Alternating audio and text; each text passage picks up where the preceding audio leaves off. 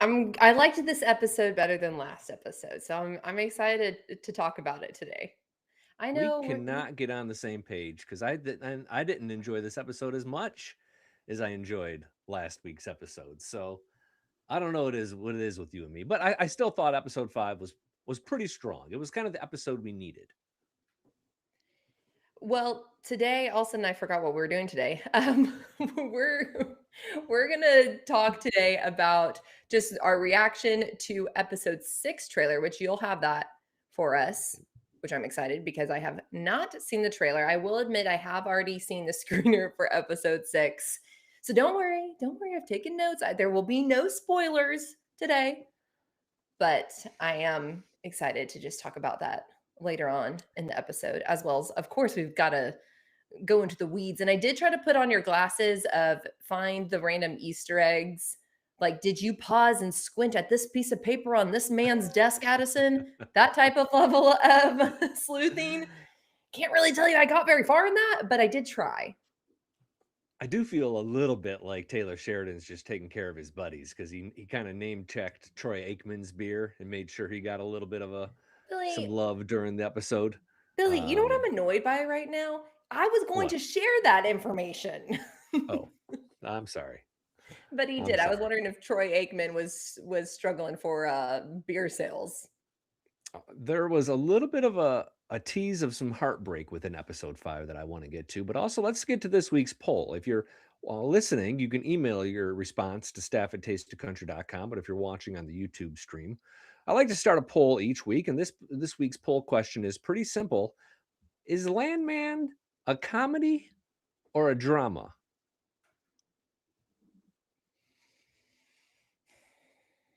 Not sure? Take your time. You can vote later. Don't rush your vote. It's a big decision.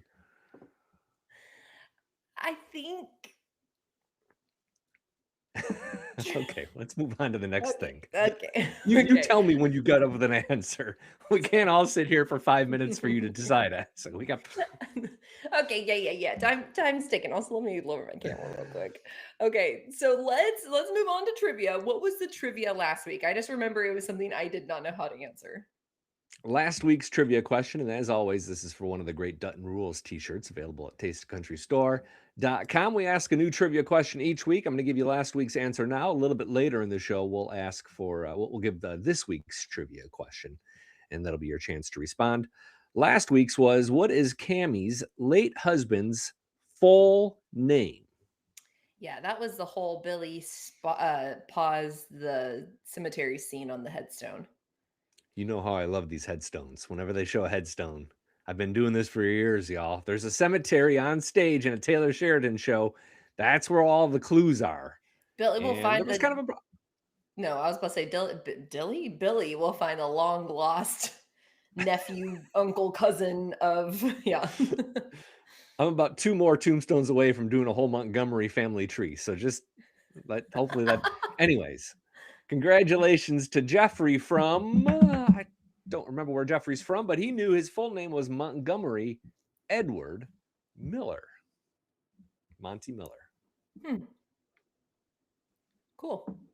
Jeffrey, we'll be in touch. We'll get you your T-shirt. Certainly appreciate it. And as always, if you have questions, comments, the trivia answer for the little bit later this week, you can drop it in the actual comments of this video, not the chat, or staff@tasteofcountry.com is the place to be for that. Alrighty, let's go and jump into. Oh, and later we will be announcing or sharing the trivia. Billy panicked. The trivia for next week. They'll come out a little bit later in this episode. So first, let's go. Let's get our knife and fork and let's dive in to episode 5. Billy, can I ask you a question? Please. Can you explain to me the whole problem that Cooper is in that we find and figure out? It involves a lot of intricate math. I was a communication major, minored in journalism. My brothers are the Yeah. finance people. We have been mathing hard this season of Landman. I mean, like hard. They are asking an awful lot of us with Landman this season. And I've been keeping up to speed a little bit. A little bit later, I think I can pretty eloquently and simply break down what Cami's money problems are and where that money went. As far as I can figure, Cooper never told Galino, aka Dan Morrell, where to send the $40 million he was loaned. So as a result, Cooper's getting all these bills, but for some reason they're all sending him to Tommy Norris's place. Mhm. Tommy believes that Cooper's never going to see any of that money because the contract that Cooper and Dan Morrell worked out is bogus and one-sided. So Tommy's going to have M-Tex basically buy that contract, finance it so that Galino never has to give them a drop of their money and they stay clear of the cartel, at least in that regard. Yeah. I did not understand the intricacies of why Cooper is in big trouble like that and why he's not going to see that money, because it does seem like Dan Morrell wants Cooper to succeed financially. I mean, that's how he's going to keep him under his thumb if you believe that he's, you know, only in it for nefarious means. So it does seem like Cooper would strike it rich. I haven't figured out totally like where the twist or the rub is on that one. Well, and can you explain, because then in all of this, Tommy explains to Cooper, like, hey, you can come and work under me to help this situation. And that's where I get confused. But you know what I did learn? A dang landman can make about $9,000 per month. That man, you are making six figures a year. I might change careers. Plus bonuses. That was Plus, actually a little less than I thought they made, but that's okay. still really, really good money. Upwards of $200,000. And I think the reason Tommy is doing that is he wants to kind of maybe start training Cooper the right way. Start Hmm. him from scratch, make him a landman. He's clearly got some instincts that everybody wants to follow up on, but he got a little bit ahead of the tips of his skis. He started him off slow and then kind of build him up and send him off into the world. So he's going to take his leases and then hire him to be a landman. He, once again, he still always reminds me of Jimmy a little bit from Yellowstone, where it's like Yeah. there are just a few screws that haven't been fully screwed in yet to that brain, and so innocently he gets himself into, I mean, pretty precarious situations. They're not, a little slap on the wrist. I mean, we're dealing with the cartel and Cooper in this situation. And you say Cooper and Jimmy. That's actually a fairly apt comparison. We've been comparing them maybe a little bit to Casey and Monica because of the love story with Ariana, but maybe it is the Jimmy and the veterinarian love story that Hmm. lines up a little bit better because the vet was a little bit sharper than Jimmy was, and Ariana seems to be a little bit sharper than Cooper in True. some regards. And well, it seems that relationship is just really, really blossoming. Okay, I my I'd marry you oh, tomorrow. Today. If a priest lived next door, I'd make him do it right now. There's a few more steps to it than that. First, you have to ask me. Before you ask me, you need to ask my father. going to the chapel and we're about now going to get married. We really went from, prior to the funeral, we need to go separate ways or just take a time out, to now, boom, let's get hitched, baby. That is a whirlwind of emotions. Cooper has made a fortune, lost a girl, and got the girl back all within the span of 6 days. Like the I need to drink whatever water Cooper's drinking because somehow it all worked out for him. couple points with this. First of all, we forget that Ariana is like the mother of a small child. And when you're this mother of a small child, your mornings do not begin like that. You don't just get to slowly sort of wake up and brush the hair out of your lover's eyes late morning, looking just stunningly beautiful. Like you're tired, you've been woken up 3 or 4 times, you just want to sleep in. You probably have bad breath. Like that's more of a closer reality. But I understand that's not what they wanted to depict here on the Landman.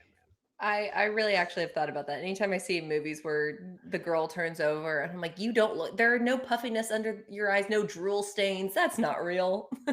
Yeah, it's and here's the other thing. Like, let's remember this Landman timeline. Season 1 lasted like 10 to 14 Landman days. Hmm. Then we had 7 weeks between seasons. That's according to Cami earlier this season. And now this season has lasted about 6 days so far. So we're talking 20 and 40. 9 or 10 weeks ago, Cooper and Ariana did not know each other. She was married to Elvio. Now all of a sudden they're in love and about to get married, and she's like, "LVO who?" It's so true. And I mean, I think in that regard, I understand why Tommy is a little bit, I mean, he's not full-fledged yes to this relationship. You can tell, not necessarily from day one, but if maybe episode 3 of a little bit of, okay, a little bit tender towards it. And that would make sense on your timeline of this really has only been, what, 2 months? Mhm. 2.5? But of course, not to waste any time, Cooper hops right in the truck, drives 6 or 7 hours from Midland to Corpus Christi, and meets with Ariana's dad. I'd like to ask her to marry me. And I'd like your permission. I know you don't know me, and I doubt I look like what you dreamed her I husband. don't have dreams for my daughter. She does that for herself. She's a grown woman. You don't need my permission. She knows that. She just wanted to see if you do it. How do you feel about Ariana playing all these games with Cooper? I think he's just like an innocent little man, and it's pretty she's very opinionated, but then manipulative. I don't know. I just feel bad for him. A little Ultimately. bit. A little Yeah. bit. And that dog was staring. That dog was just like the size. It reminded me of the Sandlot dog. Like, the Stop. size of that thing. It was huge. I couldn't This get over scary dude. Ariana's dad's little beard he had going just at the chin. I couldn't unsee it. I wasn't looking at his eyes. That guy is like a famous character actor. I feel like he's been in a number of good films or TV shows. Like I recognize that father character, and I even wrote down the actor name at one point, but I forget what it was. Like he's got like one of those great faces that you just sort of see pop up again and again. James is noting in the chat saying, why is she working at the patch? She has tons of money from the settlement. Wouldn't that go towards the baby, maybe? Like future. Yeah, I think she ended up with what, like $500,000 or $1 million in that settlement. This is the settlement from LVO getting killed. That's pretty good money, but you can't live, she's in her 20s. You can't live the rest of your life off that. She still needs employment, I think. So I would guess that's the reason. Now she could go back to school and get a little bit more of a higher paying job and not be just a bartender. But maybe that's down the road. She might just need to get out of the house. Having to wrangle crusty men at the bar. Yeah. Seems like a good gig though, doesn't it? The old patch. I don't know. I don't know if I would last a day there. Or maybe I would. Maybe not. It pays well. There are 2 scenes. TL, if I'm being honest, hasn't necessarily been my favorite character. I've enjoyed him, or I maybe not enjoyed. I've respected his character, but he hasn't. There's been nothing that's crossed a smile on my face or made me want to linger on his scenes. Billy, there were 2 scenes this episode where I was like, I kind of like you. Can I share? Which ones? Because I thought this was a great TL episode as well, but which ones did you appreciate? The first one is when Angela and Ainsley, they come in from getting food. They're going to prepare a meal for TL and in a celebration. A pirate night is what Angela is calling it. It's not for his birthday, right? It's just to celebrate him moving in with them, right? That's right. It's just his first night there, so they're making him a special dinner. They're making him a special dinner. And just the fact that you can tell TL just, there's a previous his episode, it's just a hardened heart.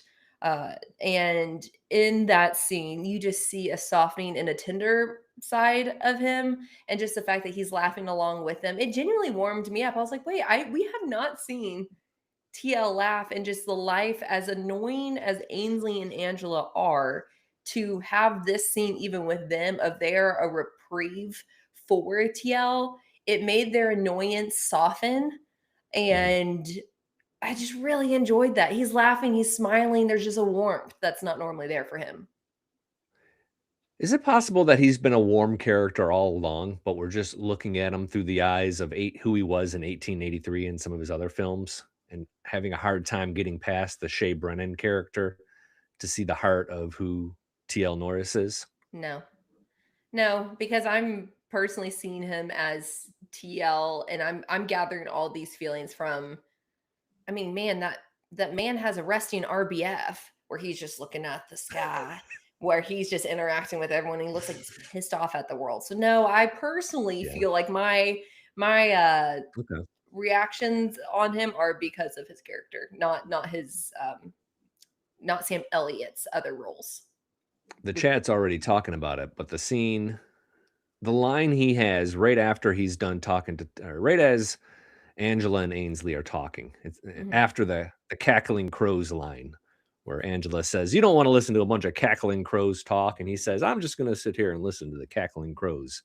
And he looks right at Ainsley and says, "You're just like her," or "You look just like her." Like, she doesn't know that he's talking about his wife, it doesn't seem. But I think that right there is setting up the next stage of this season of Yellowstone. Like, that relationship, I think, is going to get strong. But TL's a tragic character, and tragic characters only end in tragedy, right? He doesn't get a happy ending, I don't feel like. I mean, he could. I wouldn't be surprised if he dies in season 4, but I think we're going to see a restoration of relationship with him and Tommy. I think we're just going to see a lot of restoration. No, I'm not saying this season, but 3 or 4. Can I guess what your second favorite TL and your second favorite TL scene was? You probably know. Go ahead. You got a cool voice. Yeah, like the movie trailer guy. Coming soon to a movie theater near you. 2 men, 1 race, only 1 winner. Tom Cruise is the Falcon.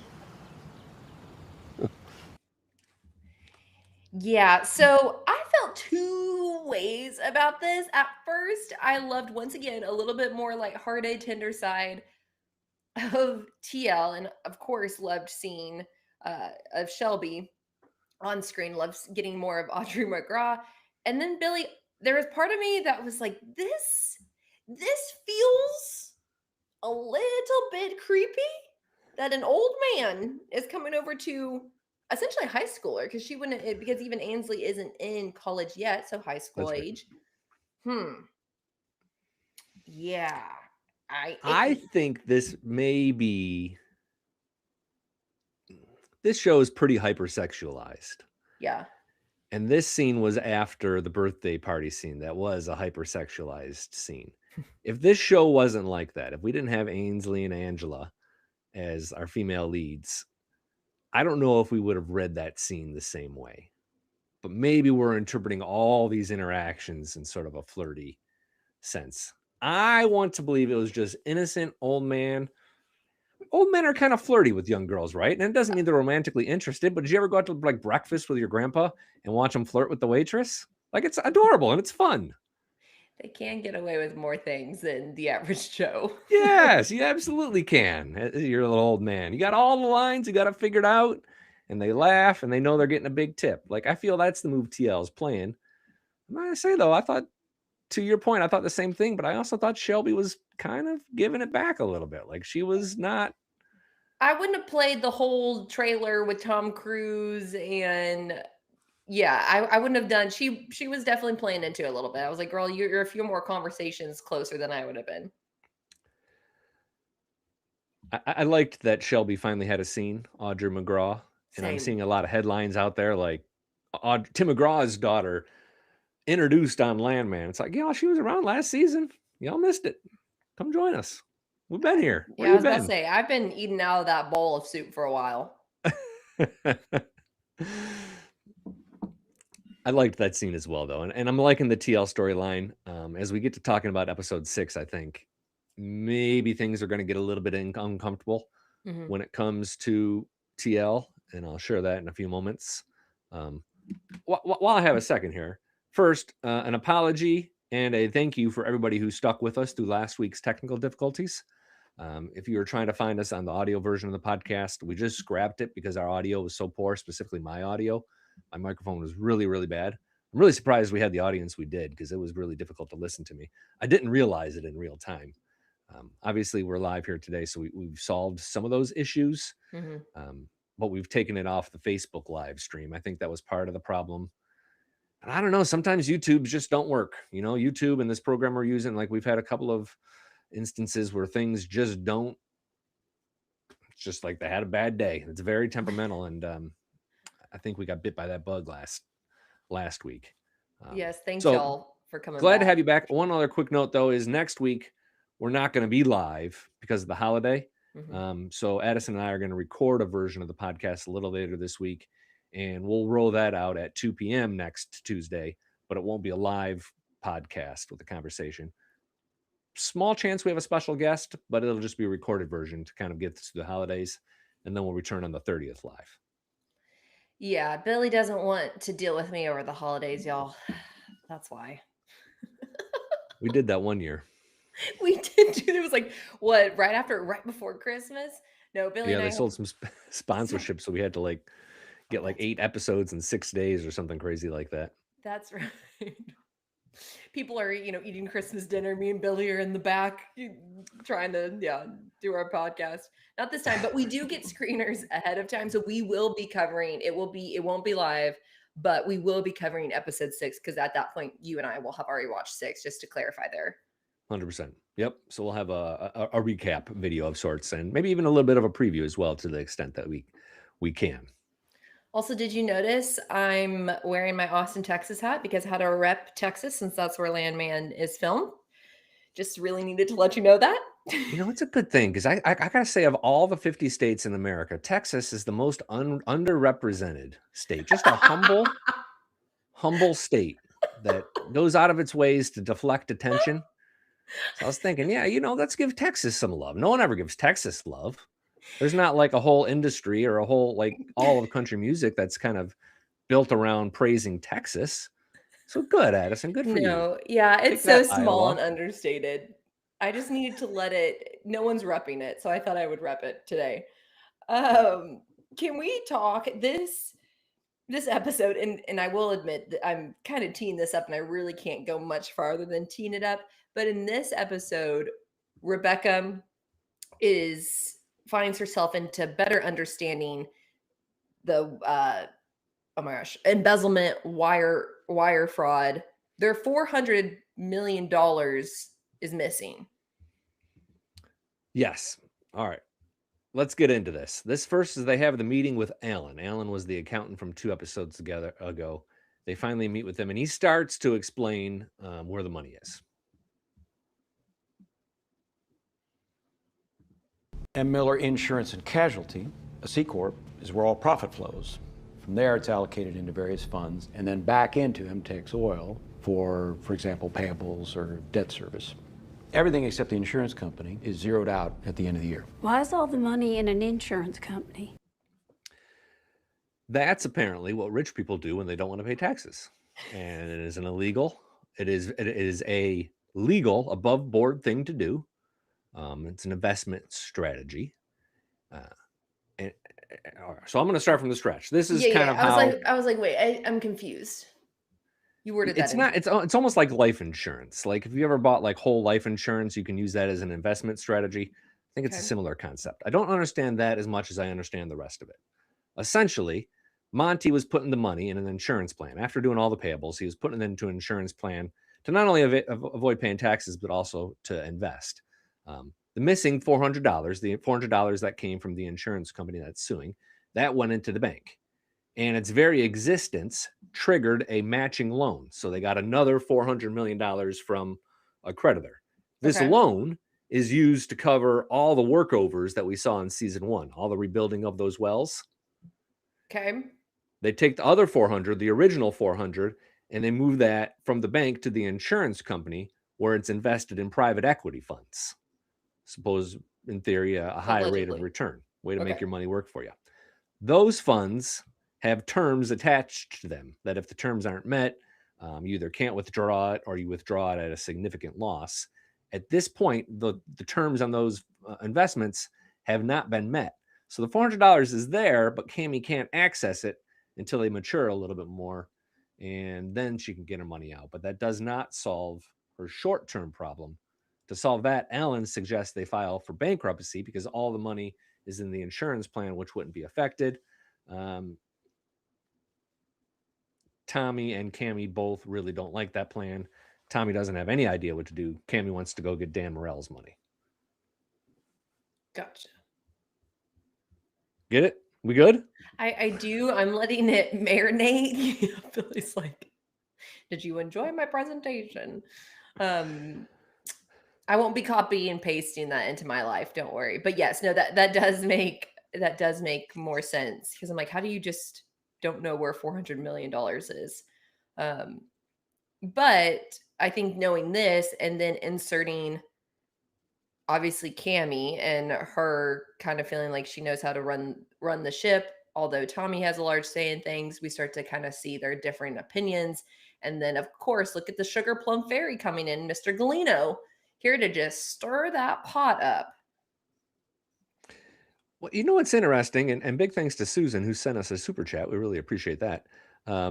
What's interesting is that nobody is asking how Monty planned to pay for that offshore well. Like what was his plan to? Because he knew he had to do that, right? Right. So But what is sure your point? Works. Okay. Yeah, I was about to say, what's your point in saying that? And then Galino. Well, Galino's the solution, and he comes in. Does it seem like he's trying to drive a wedge between Tommy and Cami? Oh, well,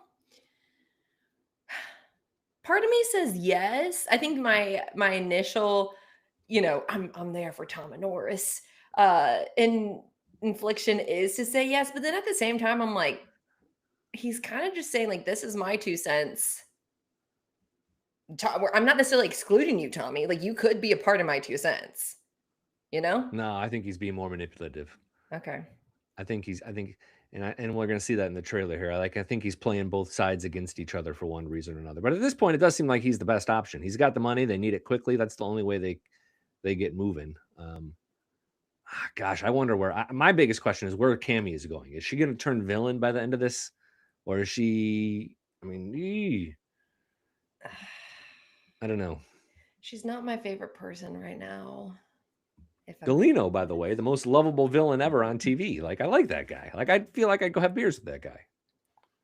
He is someone who I will say is not making me hate him. There's been other villains in like Jamie Dutton. Like, there's been other villains in the Taylor Sheridan franchise that I actually hate. This episode was called The Pirate Dinner. Mm-hmm. And it was an inconsequential scene at the end, but probably the scene that the episode is going to be best remembered for.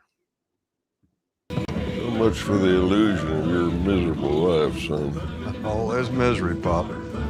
This is the Broadway misery musical of my life. Welcome to it. And where would you like the... Put him on the deck, Floss. Oh, my God. You gotta be shitting me. The lawyer's dressed up like a pirate. Oh, God. I love the Broadway musical of my, or what do you say? The Broadway musical of my life. Okay, the big question I have from this whole episode. Uh-huh. She had like 4 hours to turn this around, and somehow she built a plank for Tommy to walk up. She found very form-fitting costumes for everybody, men and women. She cooked a whole meal. She redecorated the whole living room. There was a parrot. I think it was fake, but I'm not entirely positive it was fake. And she cooked this huge meal. I didn't see staff. How in the hell is Angela? She must have just done like a rail of Coke and just off she went. Yeah, the pirate costumes are not via Amazon. Those things are elaborate. No, Rebecca looked good in hers. It fit her well. And of course, Ainsley's looked good. Like even the men looked good in their costumes. Dale killed me. They were all, yeah, it made me smile. I will say, I don't know why the fact that the whole episode title was based on this feels a little much, but I Yeah. did really like it. It brought some levity. It brought levity that wasn't surrounded by Angela or Ainsley. It kind of seemed like Taylor Sheridan had an idea for this a long time ago and has just been waiting for some excuse to shoehorn it into the show. Yes. Yes. It was funny, but I kind of agree with Susan. You know, I could go without a themed dinner for an episode or two. One more this season is about all I want. One more good dinner season. The dinner scene. I was like, one more dinner season. I'm like, that feels like no. Yeah. Okay. Going into episode 6, like I said, I've already watched it. I've watched a screener. So I want to hear, Billy, your thoughts. Well, actually, no. Let's watch. Do you want to give your 2 cents on what's going to happen in episode 6, or do you want to watch the trailer first? Let's watch the trailer. Okay. Wow, that looks dangerous. It is dangerous, but there's a beauty to it.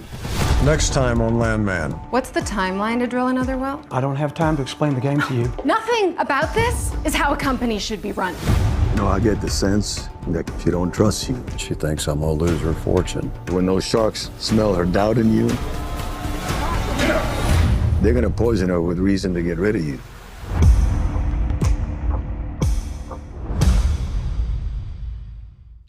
What scene in that clip stands out to you? Something that I think is interesting, kind of to your point earlier of, do you think Galina's a bad guy or a good guy for Tommy, and between Tommy and Cami? Galina literally says, like, hey, people will sniff, the sharks will circle, they will sniff out that you and Cami are having issues. I kind of don't disagree with Galina, and that just made me think maybe Galina really is team, just like, let's all do business together. That kind of is that's helping Tommy. But he's also very much courting Cami separately at the rodeo. True. I don't think it's a rodeo, but yes. Or I guess that is a rodeo. Yeah, some sort of event like that. So it would appear that TL was at that same venue at the same time. Like, I'm not sure what that gathering's all about, because that scene where we see him kind of surrounded by police looking a little foggy-eyed, that goes back to the season 2 trailer where TL slugs a guy. He just looks crocked, like he's just really, really drunk. I'm wondering if this is the episode where we sort of get the dark side of TL and we see what Tommy saw growing up, and Tommy gets a little bit of vindication, a little "I told you so" about who his dad actually is. Can I won't share any spoilers, but can I say a statement? Yeah. There is a scene of TL, kind of based on everything that you're sharing, that I think it's personally my most impactful moment with TL. And it's my favorite scene. All right, let me answer this question for me. Okay. If episode 6 was an emoji, which emoji would it be? Billy, you should have let me. I don't deal with emojis a ton. I'm literally having to rack my brain on what emoji options are my options. Let me give you some. All right, so there's a smile and then the laughing tears. Can you loiter for a minute, and I'm going to talk amongst yourself. Adison's got to familiarize herself with emojis. I thought for sure that she was emoji central, but I'm wondering if it's one of these. But we'll find out soon enough, I guess. No. Staff at tasteofcountry.com. We're going to get to trivia in just a second, as well as your questions and answers. I think we have 3 or 4 of them. I absolutely believe this is going to be a big Cami, Tommy, and Galino episode, and a big TL episode. I didn't see Ariana and Cooper at all, so I kind of wonder if they're kind of playing a light role in this episode. But I guess we'll see. I don't know how to show this on my phone without showing a text. Okay, let's see if I can do this. Yeah, I got it. This. Okay. Where it's going. Fair. Yeah. All right. Fair. All right. Good. I was actually just hoping you would act it out. Can I get it one more time? Wait, no hands. Okay, fair enough. That's how we're going to communicate from now on, Adison. Okay. Emoji ratings. Hey, you entered into that territory, so let's talk trivia for this upcoming week. Staff at tasteofcountry.com is where you can leave this trivia answer. So Billy, hit me. Trivia this week for the Dutton Rules t-shirt. It is the one correct answer from all correct answers in the comment of the actual video, not the stream, or collected from the email at staff@tasteofcountry.com. We'll pick a number 1 through however many, and that person will be contacted to win the t-shirt. So if you do comment, look for a response to those comments so you know you won. And this week's question is actually really, really simple. It's another a name question. What is Ariana's baby's name?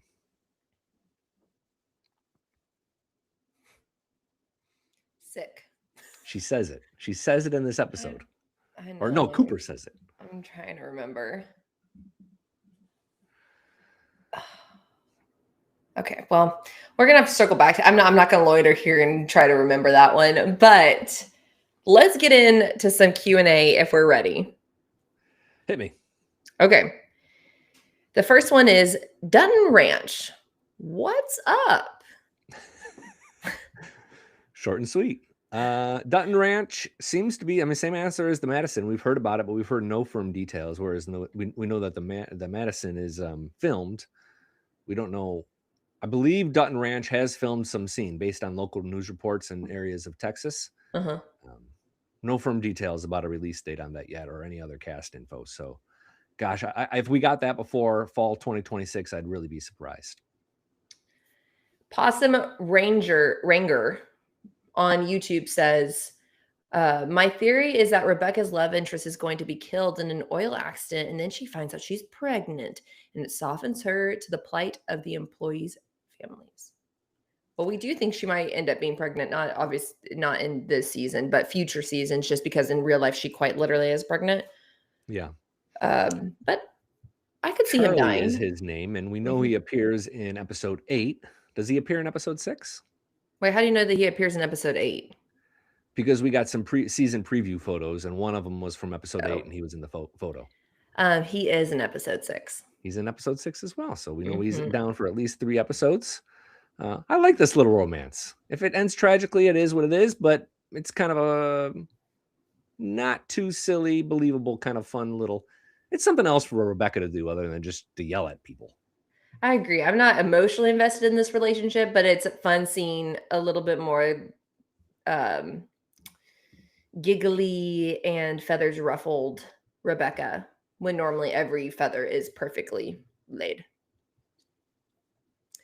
Susan says Sam Elliott will die in season 3. You mark my word. No, because didn't he say in an interview he's here for 2 more seasons? That would be 4. No, I don't think Sam Elliott said that. You're talking about Billy Bob Thornton. Oh, okay. Just kidding. He might die in season 3.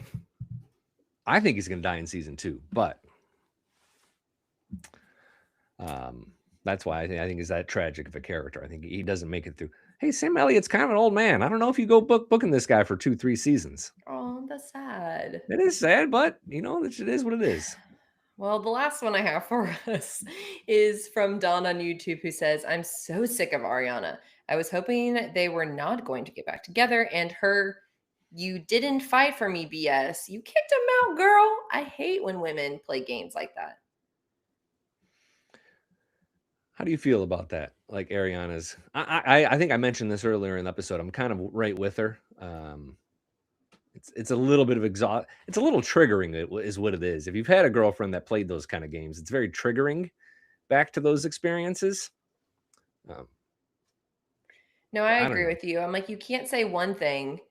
If you kick him out, he's going to follow that. You told him to do one thing. He's not going to do the opposite. So you can't be upset if he's not doing the opposite when you said be gone. Yeah, that's an impossible situation you're putting him in. You're asking him to listen to you, but then not do what you say. So it is. They both have some maturing to do, and hopefully they get some counseling, some premarital counseling before this marriage, because there's just a lot of red flags. A widow. They're young. both from divorced family. Like, I feel like there's just a lot that could go wrong in that marriage. I'm taking the under on the Cooper Yes, area. but I'm hoping we don't get all that on camera because that would be boring television. But yes, in a real life situation, I hope that that's the case. A couple people saying that Sam Elliott say that he signed on for next season. I heard rumors of that too. I'm just not going to believe it until I see it. Like Billy said, Sam Elliott's old. We don't know. We don't know if next season exists for him. I'm team Sam Elliott is a spring chicken. Okay. Fair enough. If only for him and Shelby to have their relationship, their love blossom. Disgusting. Okay. On this note, I'm wrapping up. I'm ending here. Thank you guys so much for tuning in. Staff at datesofcountry.com is where you can leave your trivia question as well as comments, thoughts. You can do that on the YouTube video as well. And don't forget to rate and review us on Spotify, Apple Music, and the Dutton Rules Yellowstone franchise podcast is another emoji using Town Square Media podcast. A new one. A new one. Bye, y'all. Thanks, guys.